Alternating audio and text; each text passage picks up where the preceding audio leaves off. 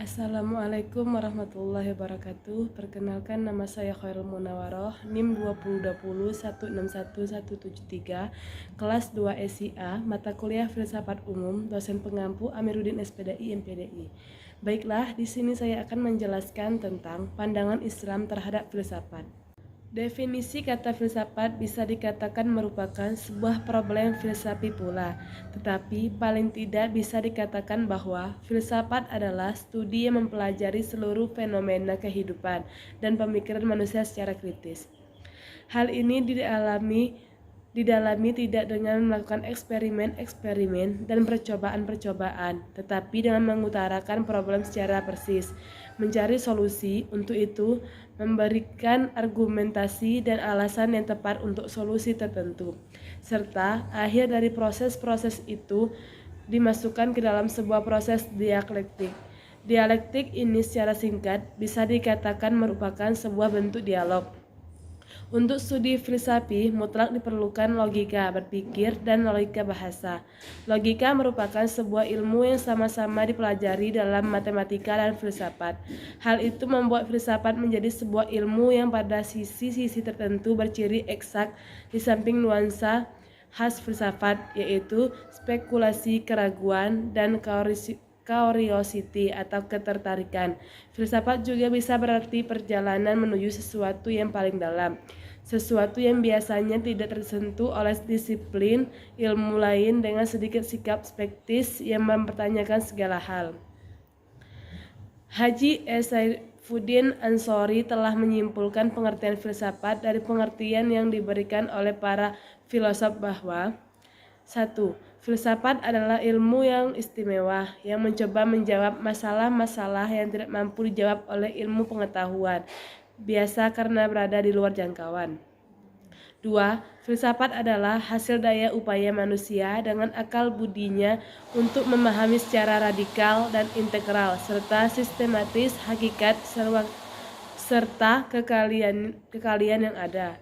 Ahmad Fuad Al-Ahwawi menyatakan dalam kitabnya bahwa filsafat itu adalah sesuatu yang terletak di antara ilmu pengetahuan dan agama, karena di satu sisi ia mengandung permasalahan-permasalahan yang tidak dapat diketahui dan dipahami sebelum orang beroleh keyakinan, dan ia menyerupai ilmu pengetahuan di sisi lain karena ia merupakan hasil akal pikiran manusia.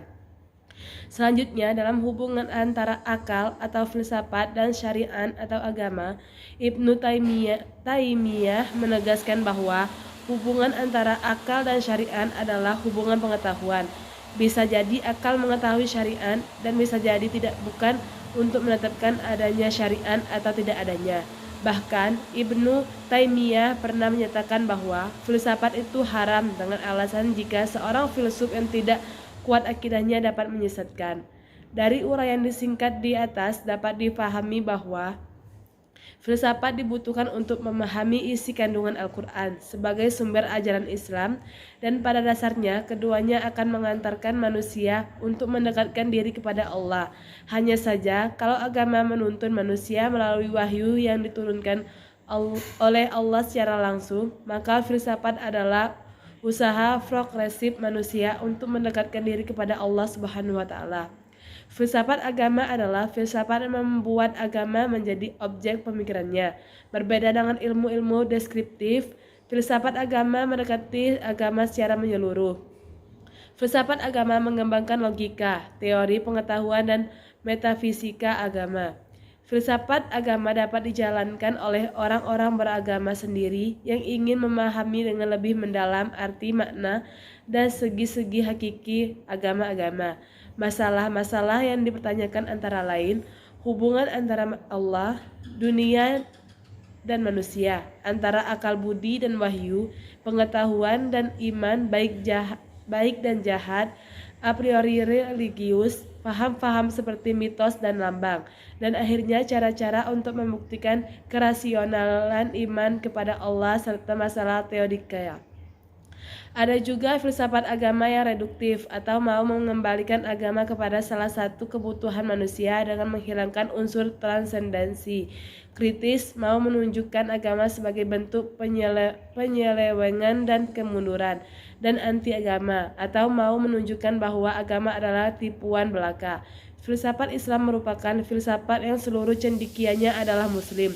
Ada sejumlah perbedaan besar antara filsafat Islam dan filsafat lain. Pertama, meski semua filsuf muslim klasik menggali kembali karya filsafat Yunani, terutama Aristoteles dan Plotinus, namun kemudian menyesuaikan dengan ajaran Islam. Kedua, Islam adalah agama tauhid. Maka bila ada dalam filsafat lain masa mencari Tuhan, dalam filsafat Islam justru Tuhan sudah ditemukan. Para ulama yang menganggap filsafat sebagai ilmu sesat adalah para ulama Arab Saudi dan seluruh ulama di dunia yang beraliran Salafi atau Wahabi atau Halus Sunnah wal Jamaah.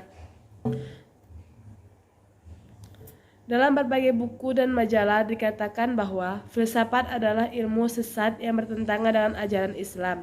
Namun harus diingatkan bahwa definisi ilmu filsafat yang dianggap sesat adalah ilmu filsafat yang bertentangan dengan ajaran Islam.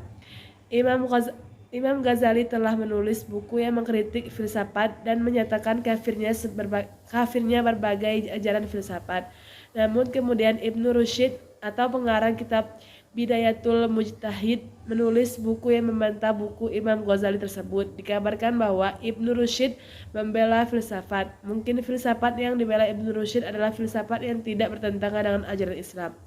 Dengan demikian bisa dibilang bahwa ilmu filsafat itu terdiri dari dua bagian. Bagian pertama yang tidak bertentangan dengan ajaran Islam dan bagian kedua yang bertentangan dengan ajaran Islam.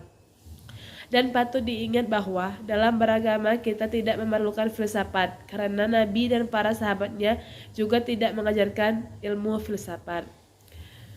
Baiklah, demikian yang dapat saya sampaikan. Lebih dan kurang saya mohon maaf. Saya akhiri. Wassalamualaikum warahmatullahi wabarakatuh.